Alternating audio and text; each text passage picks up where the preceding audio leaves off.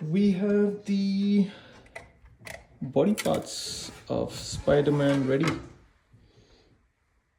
Beauty. The legs, hands, and the chest. Lower part of the body ready for Spider-Man. Wow, cool.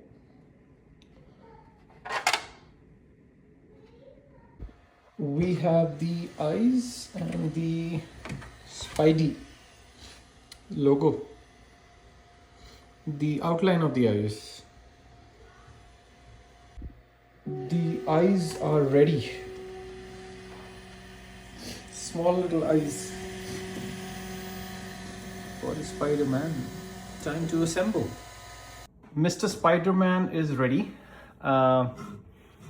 Finally pieced it together. Required a lot of sanding, but the end result is nice.